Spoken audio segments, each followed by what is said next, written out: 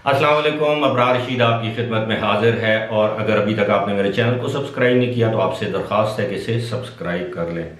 आप सबको मालूम होगा कि फैसल बाउडा जो वफाकी वज़ीर हैं हुकूमत पाकिस्तान के, वो मुख्तलिफ वजूहात की बिना पर अक्सर ख़बरों में रहते हैं, और बाज़ वो किसी टीवी टॉक शो में अपना जूता जो है वो फ़ौजियों का जूता वो टेबल पर रख के बात करते हैं कि ये जूता जो है इसकी ताकत है। इस तरह के कभी वो कराची में जब चीनी कौंसल खाने पर हमला हुआ तो आपने देखा कि वो अपनी हैंड गन के साथ वहाँ पर चले गए। बेशुमार ऐसी बातें हैं, उनके बयानात हैं जिसकी वजह से वो ख़बरों में रहते हैं। और हमें मालूम है कि फैसल बाउडा इमरान खान के लाडले तरीन वज़ीरों में से एक हैं, बल्कि ये कहा जाए कि सबसे ज़्यादा लाडले इमरान खान के फैसल बाउडा हैं। और गुज़श्ता रोज़ एक टीवी टॉक शो में उन्होंने कहा कि जो शख्स इमरान खान के ख़िलाफ़ बात करेगा पार्टी के अंदर तो वी विल चॉप हिम, यानी हम उसका सर कलम कर सकते हैं, हमारा हाथ भी उठ सकता है और हमारी ज़ुबान भी खामोश नहीं रहेगी। यानी इस तरह के बचगाना बयानात जो हैं वो उनका खासा है।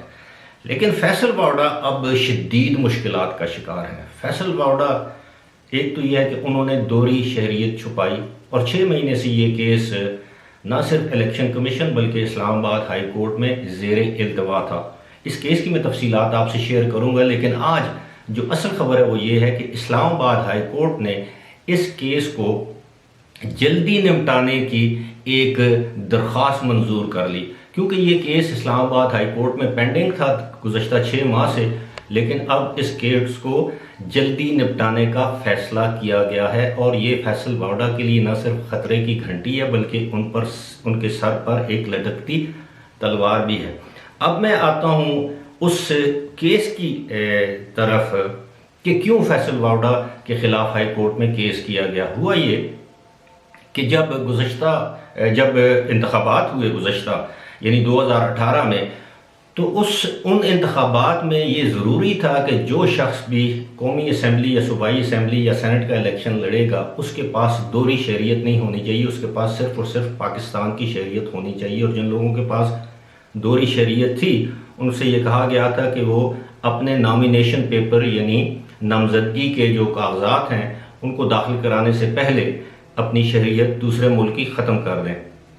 फैसल बाउडा ने क्या होशियारी की कि 8 जून को उन्होंने नॉमिनेशन पेपर दाखिल करवाए, उसके बाद उन्होंने वक्त मांगा 3 दिन का, और 11 जून के बाद उन्होंने 11 जून को उन्होंने एक हल्फनामा दिया, यानी एक हल्फनामा दिया जो इलेक्शन कमिश्नर थे मुतलका या रिटर्निंग ऑफिसर थे कराची में, उनको एक हल्फनामा दिया कि अब उनके पास USA की यानी अमेरिका की शहरियत नहीं है, वो उन्होंने तर्क कर दिया, वो अब सिर्फ और सिर्फ पाकिस्तान के शहरी हैं।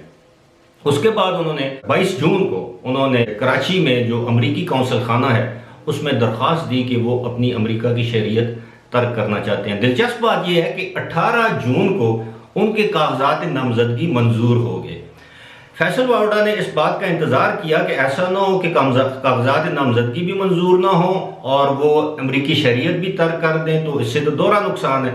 इसलिए उन्होंने मुनासिब समझा कि वो कागजात नामजदगी मंजूर होने का इंतज़ार करें। जब 18 जून को उनके कागजात नामजदगी मंजूर हो गए उस हल्फनामे के बाद, तो उन्होंने क्या किया, उन्होंने अमरीकी कौंसल खाने में कराची में 22 जून को एक दरख्वास्त दे दी, और वहाँ पे भी एक एफिडेविट दिया कि वो अपने अमेरिका की जो शहरियत है उसको तर्क करना चाहते हैं, उसको छोड़ना चाहते हैं।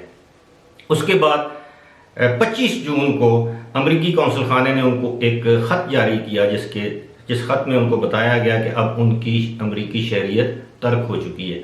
अब ये सारा मामला क्या है? मामला ये है कि जिस वक्त उन्होंने कागजात नामजदगी जमा करवाए थे उस वक्त वो अमरीकी शहरी थे, लेकिन उन्होंने ये बात अपने हल्फनामे में गलत बयानी की और इलेक्शन कमीशन के हुकाम से ये बात छुपाई, पाकिस्तानी अवाम से ये बात छुपाई। इलेक्शन जीत के वफाकी वज़ीर बन गए, उसके बाद भी ये बात उन्होंने मख्फी रखी। इस हवाले से मैं ये बताता चलूँ कि सुप्रीम कोर्ट के एक 7 रुकनी बेंच का एक फैसला भी मौजूद है। आपको याद होगा कि साबिक़ वज़ीर आज़म शाहिद खाकान अब्बासी की हमशीरा सादिया अब्बासी सेनेटर बन गई, लेकिन उनके पास शरीयत थी अमरीकी उस वक्त तक जिस दिन उन्होंने सेनेट के इलेक्शन के लिए अपने कागजात नामजदगी जमा करवाए, उस दिन तक वो अमरीकी शहरी थी। बाद में उन्होंने शरीयत तर्क कर दी, लेकिन उनको सुप्रीम कोर्ट ने डिसक्वालीफाई कर दिया। इसके अलावा हारून अख्तर खान एक मुस्लिम लीग नून के सेनेटर थे। हारून अख्तर खान का मैं ये बताता चलूँ कि वह हुमायूं अख्तर खान जो पीटीआई के रहनुमा हैं, उनके भाई हैं। हारून अख्तर खान के पास कैनेडियन नेशनैलिटी थी। हारून अख्तर खान के साथ भी वही हुआ जो सादिया अब्बासी के साथ हुआ। उन्होंने भी जिस दिन कागजात नामजदगी जमा करवाए, उस दिन उनके पास कैनेडियन नेशनैलिटी थी। उस वक्त तक कैनेडियन नेशनैलिटी उनकी ख़त्म नहीं हुई थी। जब ये मामला सुप्रीम कोर्ट में गया तो दोनों सेनेटर्स को जो नून लीग से ताल्लुक़ रखते थे, उनको डिस्क्वालीफाई कर दिया गया, नाअहल कर दिया। अब आप देखें, इसी तरह का केस बिल्कुल बैन, यही केस जो है वो 6 माह से ज़ेर इल्तवा है। इलेक्शन कमीशन में भी इसकी दरख्वास्त दी गई है, हाई कोर्ट में भी इसकी दरख्वास्त दी गई है। इलेक्शन कमीशन भी इस पर खामोश था, हाई कोर्ट भी इस पर खामोश था। लेकिन आज जब एक दरख्वास्त गुजार ने एक दरख्वास्त दी कि जी इस केस को जल्दी निपटाया जाए, तो फिर हाई कोर्ट के chief justice, Islamabad high court के चीफ जस्टिस जनाब अतर मिनल्ला ने इस बात का फैसला किया कि जी बिल्कुल इस केस को जल्द निपटाया जाएगा, ताकि जो दरख्वास्त गुजार हैं उनको इंसाफ मिल सके। याद रहे कि फैसल वावड़ा ने गुज़श्ता 6 महीने के दौरान कोर्ट में, हाई कोर्ट में या इलेक्शन कमीशन में अपने दिफा में कोई डॉक्यूमेंट ऐसा पेश नहीं किया जिसमें वो ये दावा कर सकें कि जिस दिन उन्होंने कागजात नामजदगी जमा करवाए थे, जिस दिन उन्होंने हल्फनामा जमा करवाया था, उस दिन वो अमरीकी शहरी नहीं थे। यही नहीं, फैसल वावड़ा के बारे में इंकशाफ हुआ है कि फैसल वावड़ा की कुछ प्रॉपर्टीज़ हैं और वो प्रॉपर्टीज़ लंदन में हैं, और ये करोड़ों रुपयों की हैं, बल्कि ये आप ये समझ लें कि मिलियंस ऑफ पाउंड्स इनकी मालियत है। ये प्रॉपर्टीज़ भी उन्होंने इलेक्शन कमीशन से छुपाई। एक प्रॉपर्टी उनके, एक या दो प्रॉपर्टीज़ उनके नौकरों के नाम है, एक के 2 प्रॉपर्टीज़ उनके अपने नाम है जो उन्होंने इलेक्शन कमीशन में डिक्लेयर नहीं की। यहाँ पे भी गलत बयानी की, यहाँ पे भी अपने जो पब्लिक ऑफिस होल्डर होने की हैसियत से जो उनको करना चाहिए था वो नहीं किया। आपको याद होगा कि एक अकामा रखने पर सुप्रीम कोर्ट ने साबिक़ वज़ीर आज़म नवाज शरीफ को ना सिर्फ नाअहल करार दिया, बल्कि इस बात पर नाअहल करार दिया कि वो सादिक और अमीन नहीं है।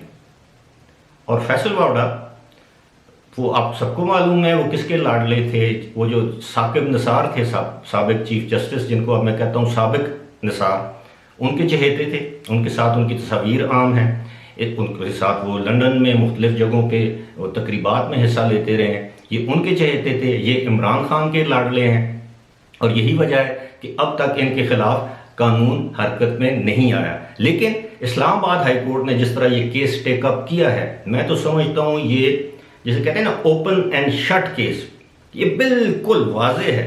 इस तरह की मिसालें मौजूद हैं पाकिस्तान के अदालती फैसलों में।